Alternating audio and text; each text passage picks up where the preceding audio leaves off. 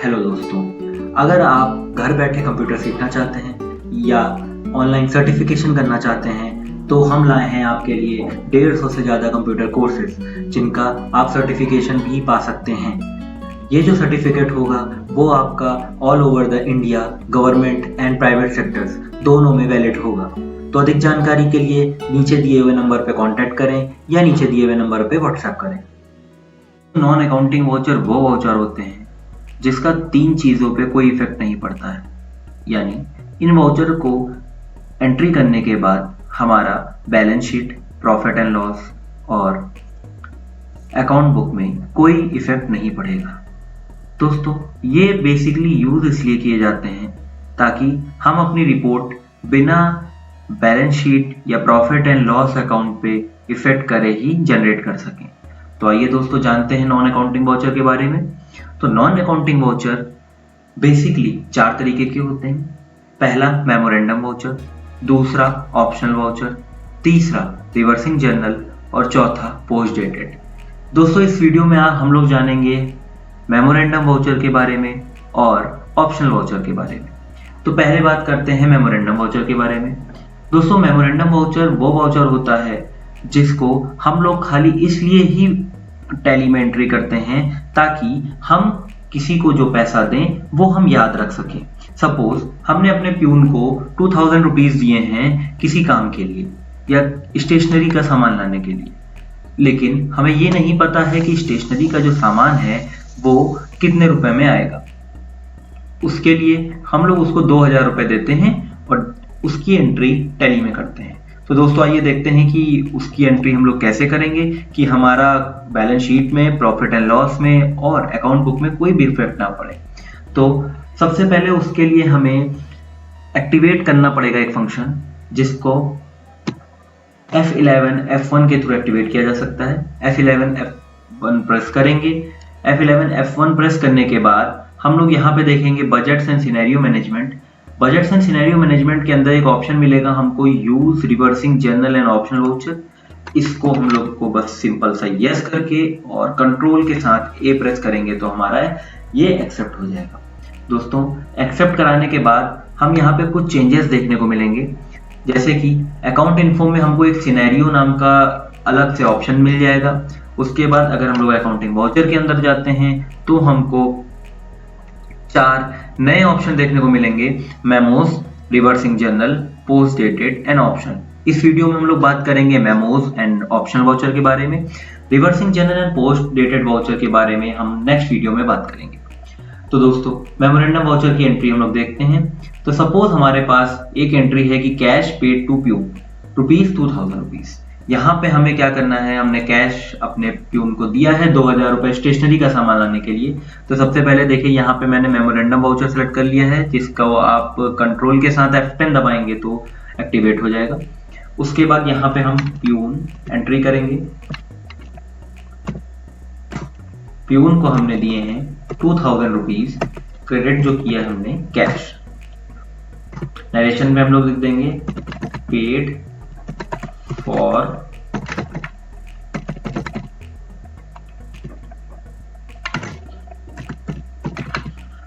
दोस्तों, हमें पता नहीं है कि स्टेशनरी का सामान हमारा कितने का आएगा, तो हम लोग इसका करते हैं। अब हम आके देखते हैं कि यहाँ पे हमारा कोई इफेक्ट पड़ा है कि नहीं पड़ा है। तो दोस्तों, यहाँ पे हम आएंगे प्रॉफिट एंड लॉस में और इसको यहाँ से डिटेल देखेंगे। तो हम यहाँ पे देखेंगे कि स्टेशनरी का सामान जो हमने अभी तक का 2000 रुपए दिए थे उसको, यहाँ पे देखिए कोई एंट्री नहीं है। स्टेशनरी का सामान 800 रुपए में ही यहाँ पे मिला है और अभी जो मैंने 2000 रुपए दिए हैं उसकी कोई एंट्री नहीं है। ये हमारा हो गया प्रॉफिट एंड लॉस का अकाउंट। उसके बाद अगर हम डिस्प्ले पे आते हैं और अकाउंट बुक पे आते हैं तो यहाँ पे हम अगर लेजर देखते हैं प्यून का, तो अभी हमने प्यून को जैसे कि 2000 रुपए दिए थे, लेकिन यहाँ पे कोई एंट्री उसकी शो नहीं कर रही है। दोस्तों, इस एंट्री को देखने के लिए हम लोगों को डिस्प्ले पे जाना पड़ेगा। उसके बाद यहाँ पे जाना पड़ेगा एक्सेप्शन रिपोर्ट्स में। एक्सेप्शन रिपोर्ट पे जाने के लिए या तो हम इस पे क्लिक करेंगे या अपने कीबोर्ड से एक्स प्रेस करेंगे। एक्सप्रेस करने के बाद एक्सेप्शन रिपोर्ट आ जाएगा। यहाँ पे देखिए हमारे सभी वाउचर दिख रहे हैं non accounting, memorandum, reversing, optional and post dated. तो हम लोग को मेमोरेंडम वाउचर चेक करना है तो हम लोग एम प्रेस करेंगे। एम प्रेस करते ही देखिए जुलाई के महीने में मैंने किया था एक मेमोरेंडम वाउचर, तो यहाँ पे 1 शो कर रहा है। अब हम यहाँ पे देखेंगे, इसको अगर हम देखेंगे तो यहाँ पे दिखेगा कि प्यून को हम 2000 रुपीज दिए थे paid for stationery item. Okay, अब मान लीजिए हमारा प्यून वापस आ गया है। अभी हमको इसको पता नहीं था कि 2000 रुपए लगेंगे या 1500 रुपए लगेंगे या 1800 रुपए लगेंगे। प्यून हमारे पास वापस आता है और वो 1500 रुपए का बिल हमें देता है और 500 रुपए हमें वापस कर देता है। तो दोस्तों उसकी एंट्री हम लोग इसी वाउचर को ही ऑल्टर करके करेंगे। उसको ऑल्टर करने के लिए कुछ नहीं करना है, हमें एक्सेप्शन रिपोर्ट में आना है, मेमोरेंडम वाउचर सेलेक्ट करना है, उसके बाद मेमोरेंडम वाउचर अपना सेलेक्ट करना है। अब यहाँ पे हम लोग क्या करेंगे, सिंपल सा F5 प्रेस करेंगे। F5 में हम लोग इसको पेमेंट दिखा देंगे, सिंपल सा। अब पेमेंट दिखाएंगे तो प्यून की जगह दोस्तों हमारे पास क्या आ रहा है, स्टेशनरी का सामान आ रहा है। तो हम लोग स्टेशनरी को सिलेक्ट करेंगे, डेबिट हो जाएगा स्टेशनरी का सामान। और सपोज उसने 1500 रुपए में हमारा काम कर दिया तो 1500 रुपए का हम लोग बिल बना देंगे, पेड फॉर स्टेशनरी आइटम्स, और एक्सेप्ट दोस्तों करने के बाद यहाँ पे हम देखेंगे कि हमारा मेमोरेंडम वाउचर अब जा चुका है। अब दोस्तों इसकी एंट्री हम लोग चेक करेंगे। सबसे पहले हम लोग अकाउंट बुक्स में चेक करते हैं। तो अकाउंट बुक्स में आने के लिए यहाँ पे हम लोग ए दबाएंगे, उसके बाद यहाँ पे हम लोग एल से लेजर पे जाएंगे और यहाँ पे चेक करेंगे स्टेशनरी के। तो स्टेशनरी का देखेंगे कि हमने कैश पेमेंट किया है यहाँ पे 1500 रुपए का, यहाँ पे हम लोग को दिख रहा है। अब हम लोग जाएंगे प्रॉफिट एंड लॉस अकाउंट में जाके। जब हम प्रॉफिट एंड लॉस अकाउंट में जाएंगे तो यहाँ पे हम लोग जब डिटेल देखेंगे तो स्टेशनरी का देखिए पहले हमारे पास 800 रुपए था, अब यहाँ पे 2300 यानी 1500 यहाँ पे एक्स्ट्रा ऐड हो गए। तो दोस्तों ये मेमोरेंडम वाउचर होता है। दोस्तों मेमोरेंडम वाउचर बेसिकली इसलिए यूज किया जाता है कि हम अपनी याददाश्त के लिए जो लिखते हैं, सपोज हमारे पास एक डायरी है, हम अपनी डायरी में आगे की साइड सब कुछ अपना हिसाब किताब लिखते हैं, लेकिन हमने अपने प्यून को जो पैसा दिया था 2000 रुपए, हम उसको डायरेक्टली आगे डायरी के नहीं लिख सकते, तो हम क्या करते हैं डायरी के पीछे लिख देते हैं। तो दोस्तों इसी तरह डायरी के पीछे जब हम लिख देते हैं तो हमारा कोई भी अकाउंट बुक में हमारी जो आगे की साइड है कोई भी इफेक्ट नहीं पड़ता है। लेकिन जैसे ही प्यून आके हमें 500 रुपए वापस करता है और हमें स्टेशनरी के सामान का 1500 रुपए का बिल हमें प्रोवाइड करता है, हम लोग उस एंट्री को अपनी डायरी के आगे वाले हिस्से में लिख लेते हैं और पीछे वाले हिस्से को काट देते हैं। तो इसी तरह हम लोग टैली में भी यही काम करते हैं कि मेमोरेंडम वाउचर की एंट्री करते हैं। मेमोरेंडम वाउचर की एंट्री करने के बाद हम लोग सिंपल सा देख सकते हैं कि कोई भी इफेक्ट जो है हमारा balance sheet, profit and loss and account book में है वो नहीं पड़ रहा है। तो दोस्तों इस तरह से हम लोग मेमोरेंडम वाउचर का यूज करते हैं। तो आइए अब जानते हैं ऑप्शनल वाउचर के बारे में। दोस्तों हम लोग ने अधिकतर देखा होगा कि जब भी हम लोग कोई सामान खरीदने जाते हैं तो 3 से 4 दुकानों में जाते हैं। वहां पे जाके हम लोग वहां उस दुकानदार से कोटेशन मांगते हैं।